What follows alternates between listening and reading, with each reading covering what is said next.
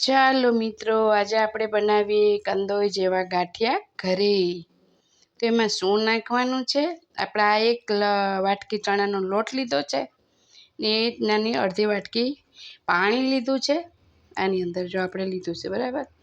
અને આ એક ચમચો પાણીની અંદર તેલ નાખ્યું છે. દાજેલું તેલ હોવું ના જોઈએ, વધારે તેલ પણ હોવું ના જોઈએ, નહીંતર આપણા ગાંઠિયા તૂટી જશે, બરાબર મિત્રો. જે આપણે સેવ ઉસળમાં ખવાય અને મરચાં સાથે ખવાય, જે આપણે કંદોઈ ત્યાં જે જારામાં પાડે છે ને એ આપણે સંચામાં બનાવીએ. ચાલો તો એ કેવી રીતે બનાવવાના? તો આને મિક્સરથી એકદમ દૂધ જેવું બનાવી દેવાનું. દૂધ જેવું મિશ્રણ બની જાય ને પછી આનેથી આપણે લોટ બાંધવાનો છે. ચાલો બનાવીએ ગાંઠિયા. ચાલો મિત્રો, આપણે હવે બનાવીશું ગાંઠિયા. તો આપણે એક વાટકી નાખી દીધો છે લોટ.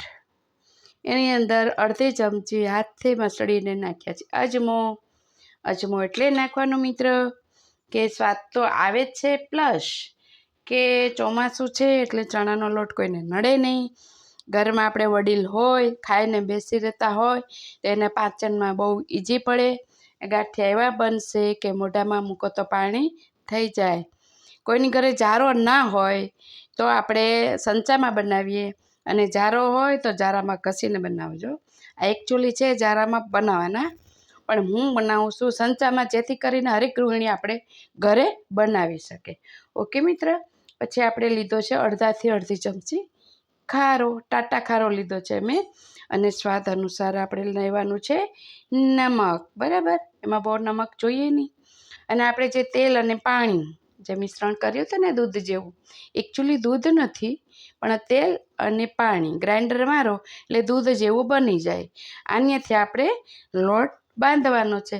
ચાલો કેવી રીતે લોટ બાંધીશું આપણે, ચાલો બતાવો. હવે બનાવીએ ગાંઠિયા. આપણે લોટ કમ્પ્લીટ 10 મિનિટ રાખ્યો તો પછી ઓછામાંથી 7 થી 8 મિનિટમાં આને મસળ્યો છે. કેવો બાંધવાનો છે, આપણા હાથમાં બી ના ચોટે અને કાથરોટમાં બી ના ચોટે, એવી રીતના આપણે આ કરવાનું છે, બરાબર. હવે આની અંદર આપણે ગાંઠિયાની જારી નાખીશ અને તેલવાળો સંચો કરી અને આની અંદર આપણે ગાંઠિયા પાડવાના છે દુકાન જેવા. ઓકે મિત્રો. જો મિત્રો, આપણે સંચામાં કર્યા છે તો કેવા સરસ કંદોઈના ગાંઠિયા જેવા ફોલ્યા છે ને. આ રીતે બનાવવાનો. આપણો ગાંઠિયો ફાટી જવો જોઈએ. જો આવી રીતના ફાટે ને તો જ આપણે એકદમ મોઢામાં મૂકો ને તો પોચરું જેવો થઈ જાય. આ રીતે આપણે બનાવવાના છે મિત્ર, બરાબર. આ રીતે તરી લેવાના. તરેલો આપણે કેમ ખબર પડે કે તરાયા કે નહીં, લાલ નહીં થવા દેવાનું. આ રીતે આમાં પકડો ને અને આમ પકડ આવી જાય ને એટલે તમારે તરાઈ ગયા. અને આમ ઢીલા ઢીલા લાગે તો તરાયા ના કહેવાય. ઓકે મિત્ર. ચાલો જોઈએ. મિત્રો, આપણા ગાંઠિયા થઈ ગયા છે તૈયાર. ગાંઠિયા અને તળેલા મરચાં ખાવા સર્વે મિત્ર આવો અમારી ઘરે. આ રેસીપી પ્રમાણે મુજબ બનાવજો. મસ્ત આમાં એકદમ સુપર બનશે ગાંઠિયા. ખાતા રહી જાઓ, ચા જોડે, મરચાં જોડે, સંભારા જોડે, જેમ આપણે અનુકૂળ આવે એ રીતે ખાવાના છે મિત્ર. લાઈક, શેર, સબસ્ક્રાઈબ જરૂર કરજો મિત્ર. સર્વ મિત્રોની મારા જય શ્રી કૃષ્ણ.